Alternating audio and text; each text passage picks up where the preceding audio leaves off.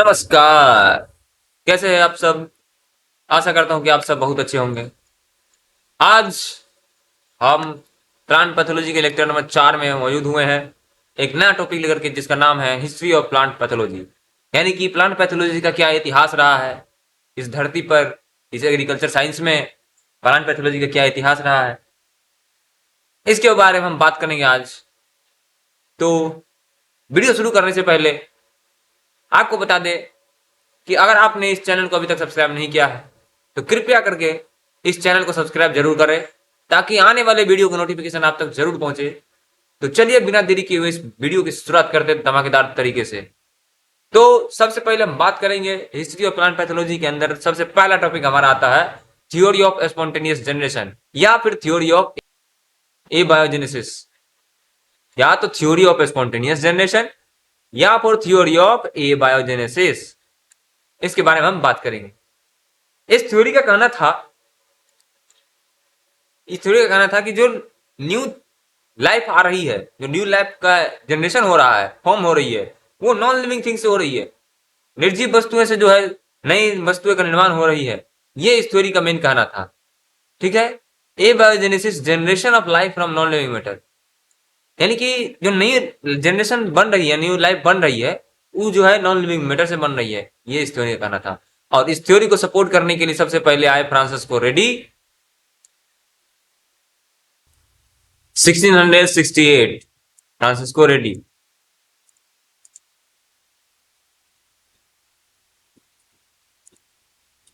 Supported spontaneous generation theory. इसने spontaneous generation theory को support किया। ही बॉइल्ड द मीट, उसने मीट को बॉइल किया और फ्लास्क का जो ओपनिंग था, माउथ था, उसको कवर कर दिया वायर गॉज से, भी वायर गॉज। ठीक।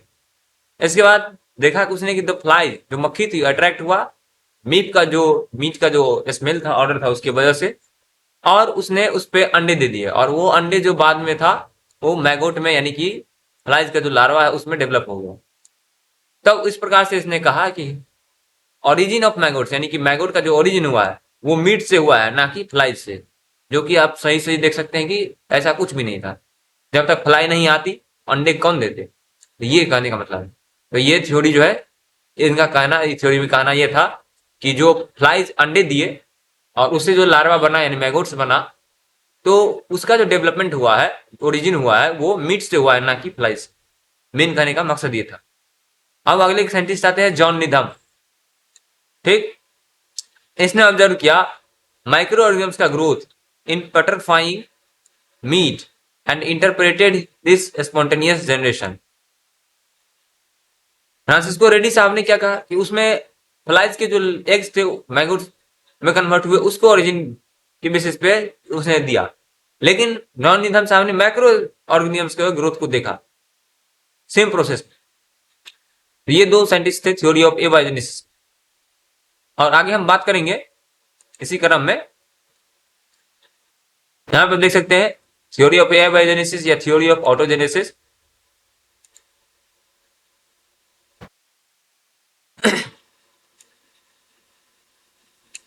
हम देख सकते हैं अकॉर्डिंग टू इट, इस थ्योरी के अनुसार, it was the life was originated from non living things spontaneously.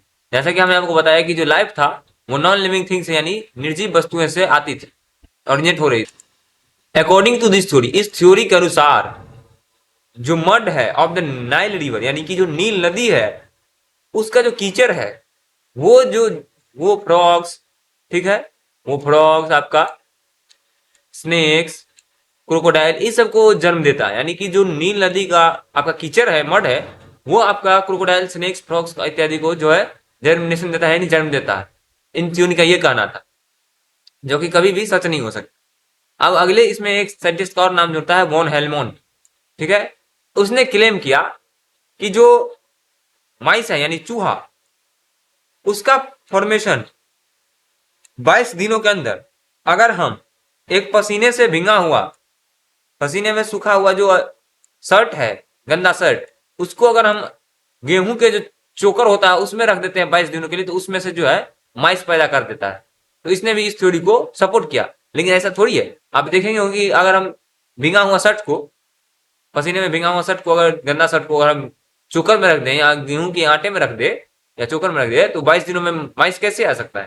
आप खुद सोचिए। तो ये थ्योरी जो है अपने आप में कहीं ना कहीं इसमें डिमेरिट था, तो इसीलिए इसको डिस्कार्ड कर दिया है, डिस्प्रूव किया और आगे डिस्प्रूव किया गया है। अब अगला टॉपिक हमारा आता है थ्योरी ऑफ बायोजेनेसिस।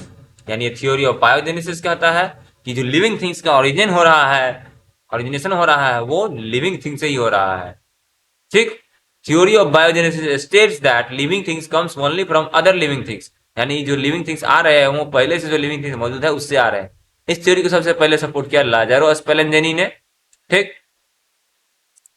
ये दिया था 1768 यानी कि 1768 ईस्वी में दिया, और इसका जो कार्यकाल रहा है ये 1729 से 1799 यानी कि लगभग 70 साल का कार्यकाल रहा है। एस्पेलेंजनी बॉइल्ड बीफ ब्रोथ। एस्पेलेंजनी क्या किया, जो बीफ का सूप था उसको बॉयल किया 1 घंटे तक। ठीक। और उसको जो है फ्लास्क में, जिस फ्लास्क में उसने रखा उस फ्लास्क की सील कर दिया। ठीक है। और उसने ऑब्जर्व किया है कोई भी माइक्रोवेव का ग्रोथ उसमें नहीं था। ठीक। जबकि अगर उसने फ्लास्क को जब ओपन कर दिया उसके बाद उसने माइक्रोवेव का ग्रोथ देखा। सिंपल सा कहना यह था। ही डिस्प्रूव द थ्योरी ऑफ, ऐसा करके उसने स्पॉन्टेनियस जनरेशन जो थ्योरी ऑफ एबॉर्जेनेसिस था या एबॉर्टिक ओरिजिन ऑफ लाइफ था उसको डिस्कार्ड कर दिया और उसने दिया थ्योरी ऑफ बायोजेनेसिस। ठीक। प्रपोज किया लेजारो स्पेलेंजेनी ने। और इसने कहा कि he said that every form of life takes its origin from their parent. उसने कहा कि हर एक फॉर्म, जितना भी तरीके है लाइफ का, वो अपने पेरेंट से ही उसका ओरिजिन होता है।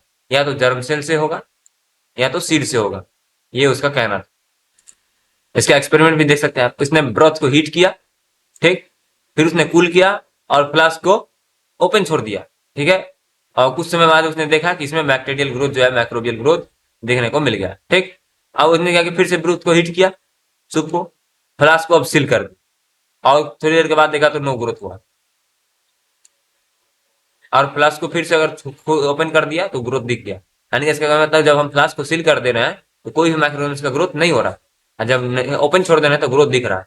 ये कहना था। इसके आधार पर इसने थ्योरी ऑफ बायोजेनेसिस दिया। तो इसी क्रम में हम अगले साइंटिस्ट के बारे में पढ़ेंगे, लुईस पास्चर, जिसने थ्योरी ऑफ बायोजेनेसिस को एक्सपेरिमेंटली प्रूव कर दिया। ठीक। उसने कहा, उसने एक एक्सपेरिमेंट किया, स्वान नेक फ्लक्स एक्सपेरिमेंट। पास्चर इसने क्या किया, पास किया अनट्रीटेड अनफिल्टर्ड एयर, यानी कि ना छाना हुआ ना कोई भी केमिकल ट्रीटमेंट किया हुआ एयर को उसने पास कराया। जिसमें किसमें पास कराया, तो जो बॉयल न्यूट्रिएंट ब्रोथ था उसमें पास कराया। और उसने देखा कि जो जर्म्स था वो स्वान के नेक में जाके, स्वान नेक में सेटल हो गया, यानी कि वो फंस गया वहां जाके।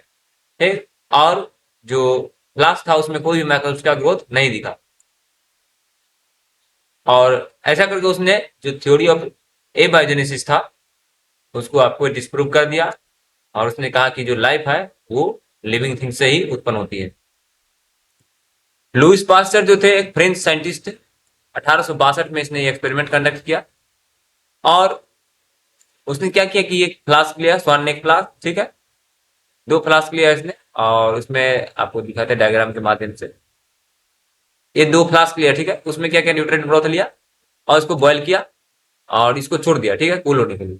और उसने देखा कि जो माइक्रोब्स थे जो, और उसकी एयर पास कराने के बाद वो जो स्वान का नेक था उसमें जाके सेटल हो गए, फंस गए वहां जाके। वो सोल्यूशन तक पहुंच ही नहीं पाए, इसलिए सोल्यूशन में कोई भी माइक्रोब्स का ग्रोथ नहीं दिखा। ठीक।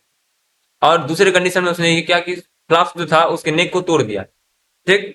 और बॉयल करने के बाद जो सूप ठंडा हुआ तो उसमें माइक्रोब्स का ग्रोथ दिख गया। यानी कि जो जर्म थे वो डायरेक्ट इंटर करके सॉल्यूशन में, स्वान नेक के थ्रू नहीं आए। जो नेक के थ्रू भी आए वो नेक में सेटल हो गए, और जो डायरेक्ट आए उसमें सोल्यूशन में, तो उसका ग्रोथ वहां पे देखने को मिला। तो इस प्रकार से उसने ये प्रूव किया कि जो लाइफ ओरिजिन हो रहा है वो लिविंग थिंग से ही हो रहा है, ना कि नॉन लिविंग थिंग से। यहाँ भी डायग्राम में आप देख सकते हैं। उसने बॉयल किया, फ्लास्क को, नेक को नहीं कुछ किया, नेक नहीं हटाया तो नो ग्रोथ दिखा, कोई ग्रोथ नहीं है। और बॉयल करने के बाद फ्लास्क का नेक जो तो हटा दिया तो उसके बाद माइक्रोबियल ग्रोथ देख लिया फ्लास्क में। यही था। अब इसने कुछ कुछ इंपॉर्टेंट काम किए हैं उसके बारे में हम बात करेंगे।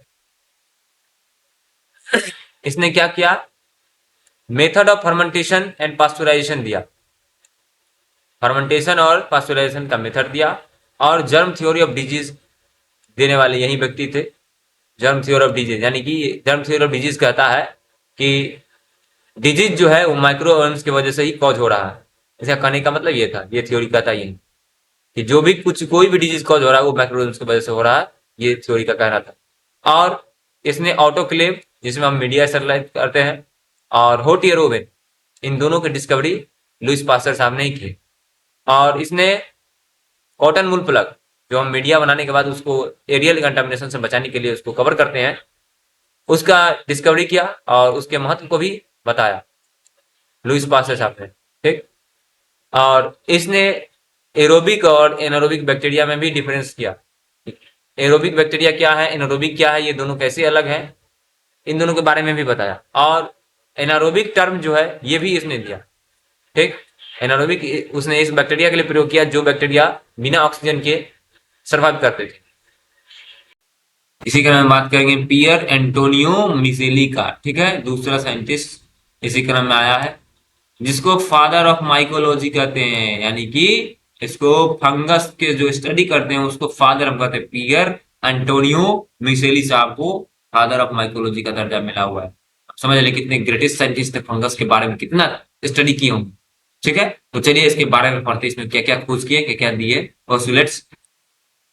तो कहता है कि पियर एंटिनो मैसिली साहब जो थे, फर्स्ट टू ऑब्जर्व स्पोर्स, वो ऐसे पहले आदमी थे जिसने स्पोर को देखा, ऑब्जर्व किया, सबसे पहले आदमी थे। ठीक है। रिप्रोडक्टिव स्ट्रक्चर्स ऑफ फंगी 1729 में, 1729 ईस्वी में फंगी का जो रिप्रोडक्टिव स्ट्रक्चर उसका स्टडी किया। ठीक है। वाटरमेलन, इसमें तो स्टडी किया तो वाटरमेलन में फंगस के जो रिप्रोडक्टिव स्ट्रक्चर थे, स्पोर जो थे, उसका स्टडी किया, ऑब्जर्व किया वाटरमेलन में 1729 में। When he placed them on pieces of watermelon, जब उसने पीसेज ऑफ वाटर यानी कि वाटरमेलन के टुकड़े पे, कतरे पे उसको प्लेस किया, they produce same kind of fungus, और उसने देखा कि सेम काइंड ऑफ फंगस जो है इसमें आया वाटरमेलन के पीसेज। ठीक है। और इसने एक किताब लिखा, बहुत फेमस किताब है, बहुत फेमस बुक है, नोवा प्लैंटरम जेनेरा। इस बुक का नाम है नोवा प्लैंटरम जेरा, जो कि एंटिनो एंटेनो एंटोनियो पियर मिसेली साहब ने लिखा है। ठीक है, बहुत फेमस बुक है। अब इसी क्रम में आता है अगले साइंटिस्ट, बात करेंगे हम टीलेट साहब के बारे में। ठीक है, जो कि 1755 ईस्वी में 1755 में आए, और उन्होंने अपने बारे में जो जो पोस्टुलेट्स थे उनका उसके बारे में बताया। इसने कहा कि डिमोन्स्ट्रेट एक्सपेरिमेंटली, एक्सपेरिमेंटली यानी कि ये प्रयोग करके दर्शाया, दैट ये व्हीट बर्ट वाज कंटेजियस, यानी एक्सपेरिमेंट करके दर्शाया कि व्हीट यानी कि जो गेहूं है उसका जो गांठ था, उसको कहा कि वो कंटेजियस है, यानी कि ये कंटामिनेशन करता है। ठीक। यानी कि जो व्हीट का बंट था, यानी कि जो जो उसमें चोट थे, घाव थे, उसने देखा कि वो कंटेजियस, उसने प्रूव किया एक्सपेरिमेंटली कि ये जो उसका बंट है, ये व्हीट का बंट कंटेजियस, यानी ये कंटामिनेशन फैला रहा है। ठीक। बट ही बिलीव्ड, ठीक है, ये विश्वास करते करते थे, but he believed that it was poisonous substance contained in burn dust, यानी कि बर्न का जो डस्ट था उसमें कंटेन करता था कोई पॉइजनस सब्सटेंस। ये मानते थे, विश्वास करते थे कि जो व्हीट का बर्न है वो कोई ना कोई पॉइजनस सब्सटेंस कंटेन कर रहा है, उसमें है, rather than the living microorganisms that causes disease। उसने कहता था, इस ये विश्वास करते थे कि जो व्हीट बंट है वो कोई ना कोई पॉइजनस सब्सटेंस कंटेन करते हैं। ठीक है, जो डिजीज कॉज कर रहे हैं। ठीक, इसकी वजह से डिजीज हो रहा है। वो ये नहीं सोचते थे कि ये इसमें माइक्रोनियम्स है, माइक्रोब्स है, जो असल में डिजीज कॉज कर रहे हैं। ठीक है, उसका मानना था कि इसमें कोई पॉइजन सब्सटेंस है। ठीक है, ये नहीं सोच पाए थे कि इसमें जो है आपका माइक्रोब्स है। Prevost 1807 has to prove that role of microorganisms in the causation of disease, यानी कि प्रीवोस्ट जो थे पहले ऐसे व्यक्ति थे जिसने साबित किया कि जो डिजीज जो कॉज हो रहा है उसमें माइक्रोऑर्गेनिजम्स का रोल है। सबसे पहले इसने प्रूव किया। कैसे प्रूव किया? तो टीलेट का जो एक्सपेरिमेंट था उसको रिपीट करते हुए इसने ये बताया, established wheat bunt is caused by fungus, और उसने ये दिया, बताया कि जो व्हीट बर्ट जो हो रहा है वो फंगस की वजह से हो रहा है। और उसने क्या किया, ही डिमोन्स्ट्रेटेड, उसने दर्शाया that the control of wheat bird, जो वीट बर्ड को कंट्रोल है, वो जो सीड है उसको कॉपर सल्फेट सोल्यूशन में रखने पर जो वीट बर्ड है वो कंट्रोल होगा। हम बात करेंगे एंटोन डी बेरी के बारे में। Anton de Bary, father of plant pathology, ठीक, father of plant pathology, pathology का, प्लांट पैथोलॉजी का जो फादर है उसको एंटोन डी बेरी को कहा जाता है। और इसने क्या किया कि लेट ब्लाइट ऑफ पोटैटो जो है किसकी वजह से कॉल होता है, तो फाइटोप्थोरा इन्फेस्टांस की वजह से 1861 ईस्वी में इन्होंने बताया, ठीक है। और जो डॉनी मिल्डो है, gave life cycle of Donny mildew fungus, Donny mildew fungus है उसके लाइफ साइकिल के बारे में भी बताया, ठीक। और role of enzyme in tissue degradation, tissue के डिग्रेडेशन में एंजाइम का क्या रोल है उसके बारे में बताया। और demonstrated heteroecious nature of stem rust of wheat, stem rust जो था व्हीट का, उसके हेट्रोसियस नेचर के बारे में इसने भी बताया, ठीक। First to propose obligate and facultative parasite, sorry, first to propose obligate and facultative form of microorganism, ये पहले ऐसे व्यक्ति थे जिसने ऑब्लिगेटिव और फैकल्टेटिव माइक्रो ऑर्गेनिज्म को क्लासिफाई किया, ठीक है। ऑब्लिगेट ऐसा होता है जो, ऑब्लिगेट करने का मतलब ये है कि इसके लिए जो सर्वाइवल के लिए एक जो स्पेसिफिक इन्वायरमेंट है वही चाहिए। जैसे कि एरोबिक बैक्टीरिया है तो एरोबिक कंडीशन में ही सर्वाइव कर पाएगा, एनारोबिक में नहीं कर पाएगा, तो यानी कि उसके सर्वाइवल के लिए पर्टिकुलर जो है आपको इन्वायरमेंट की आवश्यकता है।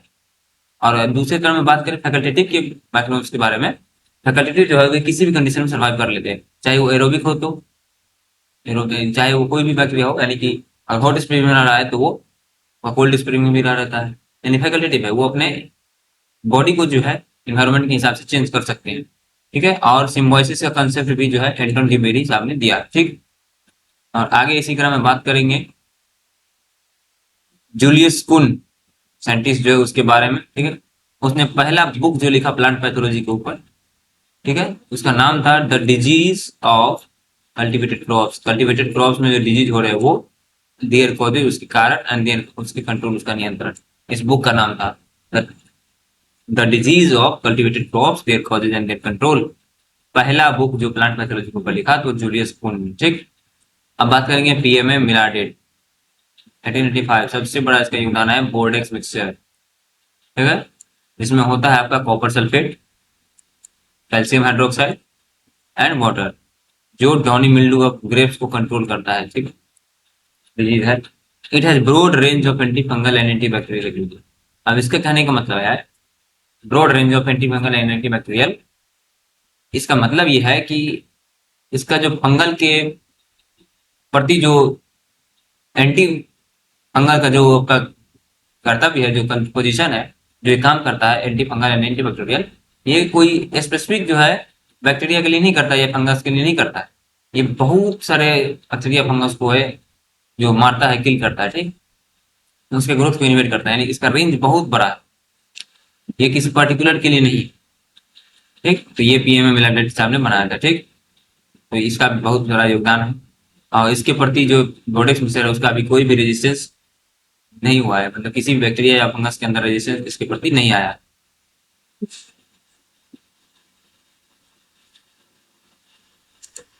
बात करेंगे अलेक्जेंडर फ्लेमिंग की, ठीक। तो 1929 में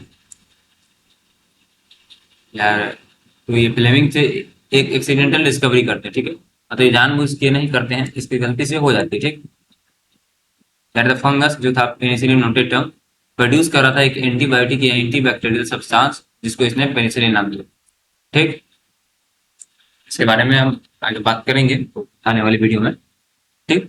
हुआ क्या था कि जब पीएमएम या जो फ्लेमिंग थे वो अचानक छुट्टी पे गए, ठीक है, लैब में काम कर रहे थे, तो उस समय वो जब गए छुट्टी पे तो एक पेट्री डिश था, उसमें फंगस था, ठीक है, तो उसमें ग्रोथ, उसको साफ करना भूल गए, ठीक। तो जब वो छुट्टी से वापस आए तो देखा इसमें ग्रोथ हुआ है, ठीक है, और उस ग्रोथ देखा कि कहीं कहीं पे ग्रोथ नहीं है, तो जहां पे ग्रोथ नहीं था वहां पे इसने एनालिसिस किया तो पाया कि वहां पे जो पेनिसिलियम नोटेटम फंगस था वो कुछ ऐसा टॉक्सिन सिक्रेट कर रहा था जो स्ट्रेप्टोमाइस जो है स्ट्रेप्टोमाइसिन जो बैक्टीरिया थे उसके ग्रोथ को इनहिबिट कर रहा था, ठीक। उसी इसका नाम दिया इसने पेनिसिलिन नाम दिया, ठीक है, जो कि निकलता है पेनिसिलिन नोटेटम से। अब आगे आते हैं रॉबर्ट कोच, ठीक। He was a German doctor, ये जर्मन डॉक्टर, और इसने बहुत सारे bacteriological technique devised many bacterial technologies, यानी बहुत सारे बैक्टीरियोलॉजिकल टेक्निक्स दिए, ठीक। Koch did a series of experiment, इसने लगातार बहुत सारे एक्सपेरिमेंट किए, ठीक, to fulfil the criteria of to establish the positive role between particular microorganisms, ठीक है। पार्टिकुलर माइक्रोऑर्गेनिम्स के बीच में जो डिजीज हो रहा है उस दोनों के बीच में क्या रोल है उनके बारे में बताने के लिए, ठीक है। पार्टिकुलर डिजीज और पार्टिकुलर माइक्रोऑर्गेनिम्स के बारे में, उसके बीच में जो क्या रोल है, कैसे डिजीज कॉज करता है, इन सब के बारे में बताने के लिए बहुत सारे एक्सपेरिमेंट किए, ठीक है। और उसी के आधार पे कुछ पोस्टुलेट्स दिए, अवधारणाएं, जो 4 पोस्टुलेट थे, उसको टुगेदर साथ कहते हैं 1887 में दिया, 1887 में। उसको हम कहते हैं कोच पोस्टुलेट, ठीक है। इसके बारे में बात करेंगे। कोच पोस्टुलेट, पहला पोस्टुलेट था the microorganisms must be associated with all case of the disease, यानी कि माइक्रोऑर्गेनिम्स का जो भी केस है उससे, माइक्रोऑर्गेनिम्स जो भी डिजीज कॉज कर रहा है उस डिजीज का जो भी एस्पेक्ट होगा, जो भी कंडीशन होगा, जो भी आपका वर्क होगा, उससे रिलेटेड होना चाहिए वो माइक्रोऑर्गेनिम्स। यानी कि मान लीजिए अगर इंडिया में जो डिजीज हो रहा है प्लांट में, अगर वही डिजीज आपका अफ्रीका में भी हो रहा है और सेम पैथोजन से हो रहा है, तब हम जाके कहेंगे कि सभी एसोसिएटेड जो है, इसके जो भी केसेस है डिजीज के, उसे एसोसिएटेड है माइक्रोनियम्स, ठीक। अन्यथा नहीं कहेंगे। दूसरा है microorganisms must be isolated in pure form from the disease host, यानी कि जिसमें डिजीज हुआ है उससे माइक्रोनियम्स को हम आइसोलेट कर सके, निकाल सके, ठीक है। और उसको प्योर कल्चर करने के बाद हम उसको फिर से री इनोकुलेट कर सके न्यू होस्ट में, ठीक है, जो हेल्दी होस्ट है उसमें इनोकुलेट कर सके, ठीक। यानी कि, और चौथा जो था from the inoculated host the maximum should be reisolated in the pure culture, यानी कि जिसमें हम हेल्दी होस्ट में री इनोकुलेट किए हैं उसे फिर हम रीआइसोलेट कर सके प्योर कल्चर के फॉर्म में। यानी कहने का मतलब है इसका दो ही, ठीक है। पहला है कि एसोसिएशन होना चाहिए, यानी जो डिजीज है उसका जो जहां भी हो रहा है उसके हर केस के साथ, हर मुद्दे के साथ उस माइक्रोब्स का नाम आना चाहिए, माइक्रोब्स का संपर्क आना चाहिए। उसके बाद हम जिसमें डिजीज हुआ है उससे हम उसका आइसोलेशन करेंगे, प्योरिफिकेशन करके प्योर कल्चर बनाएंगे, और फिर से हम एक न्यू होस्ट लेंगे, ठीक है, नया हेल्दी होस्ट लेंगे, उसमें इनोकुलेट करेंगे, ठीक।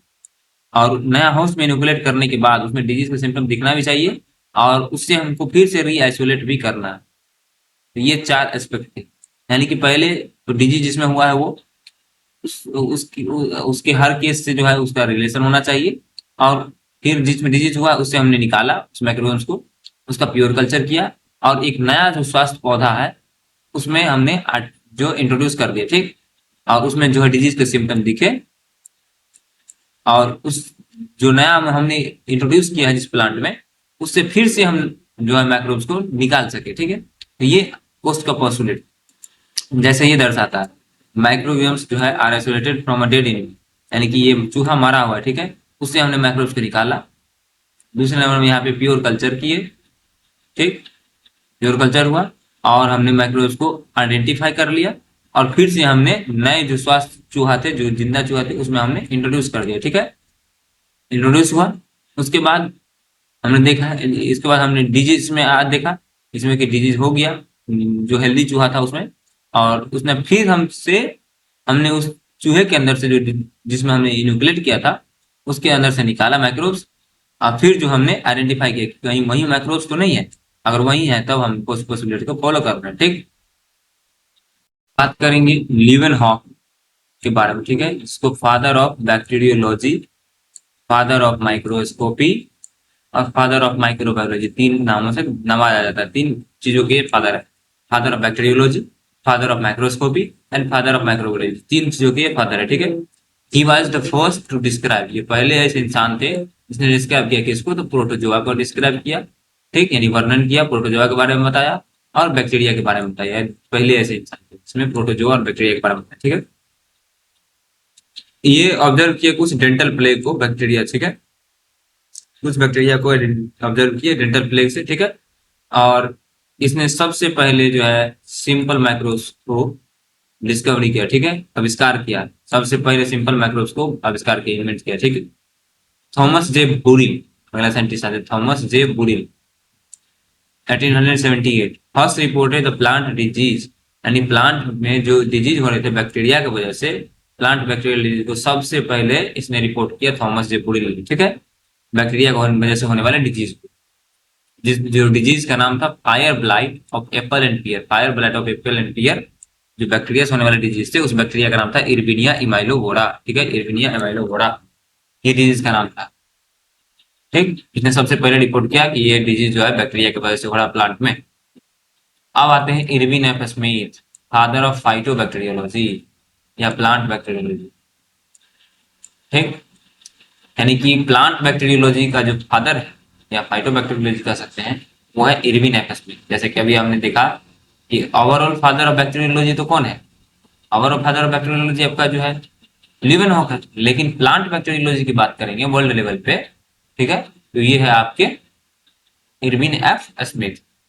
इसने बहुत बैक्टीरियल बिल्ड पे काम किया, बैक्टीरियल बिल्ड ऑफ कुकुरबिट पे काम किया, ठीक है, crown gall of plants and animals पे काम किया, और फाइनल प्रूफ भी दिया, give final proof that bacteria could cause plant disease. ये फाइनल प्रूफ भी दिया कि बैक्टीरिया जो है प्लांट में डिजीज कॉज कर सकता है, ये फाइनल प्रूफ दिया। बताया था आपको, ये भी बताया, थॉमस जे ब्रुल ने भी बताया कि प्लांट बैक्टीरियल डिजीज के बारे में रिपोर्ट किया, ठीक है, 1878 में। लेकिन आपका जो इरविन एफ स्मिथ है इसने ये प्रूव करके दिखा दिया कि बैक्टीरिया जो है डिजीज कॉज कर सकता है। अब हम बात करेंगे history of Indian plant pathology. अभी तक हम वर्ल्ड लेवल पे, ग्लोबल लेवल पे पढ़ रहे थे, अब हम बात करेंगे इंडिया के अंदर, अपने इंडिया के अंदर जो है क्या इतिहास रहा है प्लांट पैथोलॉजी का। तो सबसे पहले नाम आता है ईजे बटलर का, ठीक है, जिसको father of Indian plant pathology कहा जाता है। अभी हमने देखा कि ग्लोबल लेवल पे, जो वर्ल्ड लेवल पे फादर ऑफ प्लांट पैथोलॉजी है वो है आपका एंटन डिबेरी, और इंडियन लेवल पे देखें तो इंडिया में जो प्लांट पैथोलॉजी के फादर है वो है ईजे बटलर, ठीक है, जिनका बहुत योगदान है।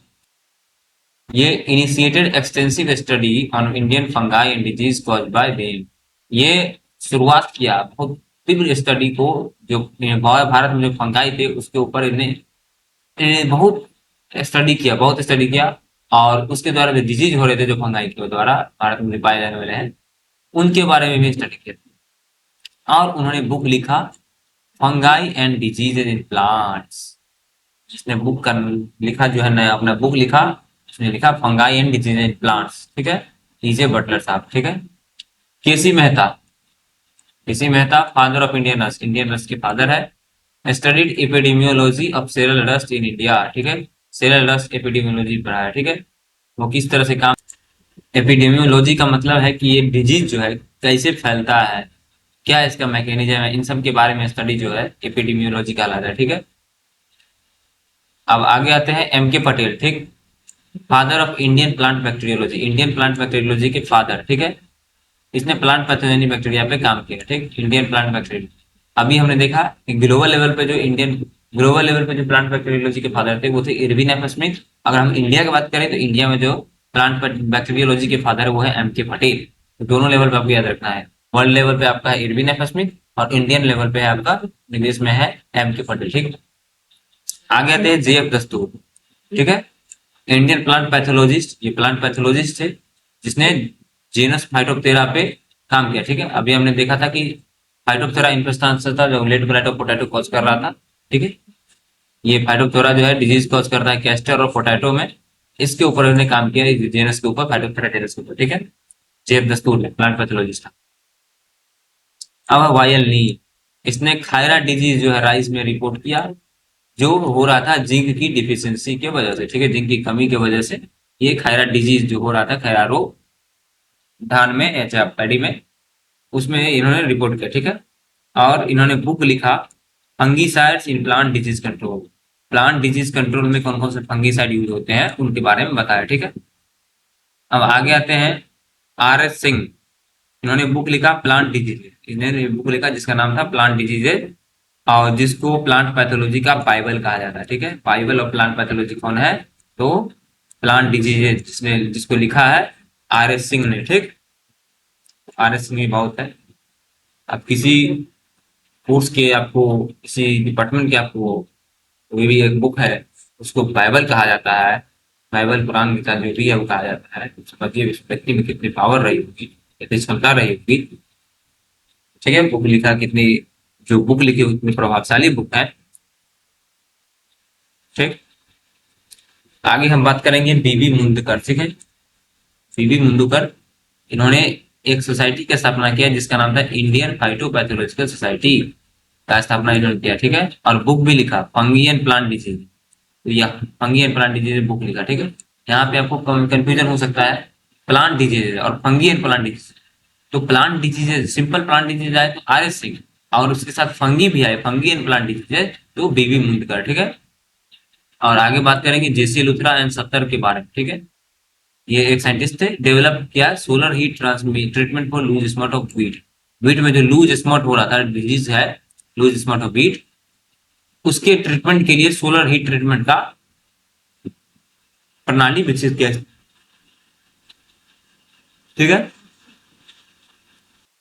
अब हम बात करेंगे हिस्ट्री ऑफ वायरोलॉजी, यानी कि वायरस के स्टडी के बारे में। जो वायरस का स्टडी रहा है उसका क्या इतिहास रहा है। सबसे पहला आता है एडोल्फ मेयर। ठीक है, इन्होंने सैप ट्रांसमिशन बताया, डिमोन्स्ट्रेटेड सैप ट्रांसमिशन 1886 ईस्वी में। इसमें तो TMV मोजाइक वायरस का जो है सैप ट्रांसमिशन दर्शाया है। ठीक है, डमित्री इवानोवस्की। ठीक है, 1892 डमित्री इवानोविस्की। ठीक है, 1892 demonstrated that TMV could pass through filters, यानी कि जो फिल्टर पेपर थे, जो बैक्टीरिया तक को भी पास नहीं होने देते थे, उन्होंने देखा, उन्होंने बताया कि जो TMV है उससे भी पास हो जा रहा है। यानी इतना स्लिट, इतना पोरस जो है, इतना माइक्रोस्कोपिक फिल्टर था जिससे बैक्टीरिया भी पास नहीं होते, उससे TMV पास हो जा रहा था। ठीक, उन्होंने दमित्री इवानोवस्की ने बताया। ठीक है, और MW बेजरिंग। ठीक है, 1896 उन्होंने टेस्ट किया, tested and said that infective agent was not a bacterium. ठीक है, उन्होंने टेस्ट किया और उन्होंने कहा कि जो इन्फेक्शन कॉज कर रहा था, जो एजेंट इन्फेक्शन कर रहा था, वो बैक्टीरियम नहीं था। तो क्या था? तो एक था जिसका नाम था कंटेजियस लिविंग फ्लूइड। ठीक है, एक फ्लूइड है, कंटामिनेशन फैलाने वाला जिंदा फ्लूइड है, उसको उसने नाम दिया कंटेजियम वाइबम फ्लूइडियम। ठीक है, कंटेजियम वाइबम फ्लूइडियम। इनका कहना था कि जो डिजीज हो रहा है, जो इन्फेक्शन कॉज कर रहा है, जो एजेंट, उसका वो बैक्टीरिया नहीं है, बैक्टीरियम नहीं है, वो एक लिविंग फ्लूइड है जिसका नाम था कंटेजियम वाइबम फ्लूइडियम। ठीक है, और इन्होंने पहले ऐसे व्यक्ति थे first to term use term virus, ये पहले ऐसे व्यक्ति थे जो वायरस टर्म दिए। और वायरस जो है डिराइव हुआ है लेटिन वर्ड से, जिसका मीनिंग होता है टॉक्सिन या पॉइजन। वायरस का मीनिंग ही है टॉक्सिन और पॉइजन। ठीक है, और इसको फादर ऑफ वायरोलॉजी कहते हैं, यानी वायरस के स्टडी वाले जो सब्जेक्ट है, कोर्स है, यानी कि फादर ऑफ वायरोलॉजी इसको कहते हैं। ठीक, और आगे आते हैं, दो साइंटिस्ट बचे हुए हैं हमारे, WM स्टैनली 1935। ठीक है, इन्होंने क्या किया कि क्रिस्टलाइज वायरस, वायरस को इसने क्रिस्टलाइज किया, सॉलिड फॉर्म में ला दिया। किसके एडिशन से? तो बाय एडिशन, यानी एमोनियम सल्फेट को टोबैको जूस में ऐड कर दिया। ठीक है, टोबैको जूस में एमोनियम सल्फेट को ऐड करने के बाद वायरस को इसने क्रिस्टलाइज किया, यानी सॉलिड फॉर्म में ला दिया। ठीक है, बॉडेन एंड पियर, ये साइंटिस्ट है, बॉडेन एंड पियर 1936 में आए। ठीक है, एस्टेब्लिश दिया nucleoprotein nature of virus, virus के न्यूक्लियोप्रोटीन नेचर के बारे में इन्होंने बताया। ठीक है, धन्यवाद। तो यहीं पर हमारा ये टॉपिक खत्म होता है, तो मिलते हैं अगले टॉपिक में। तब तक के लिए अगर वीडियो आपको अच्छा लगा हो, इस वीडियो को लाइक सब्सक्राइब शेयर जरूर करें। धन्यवाद।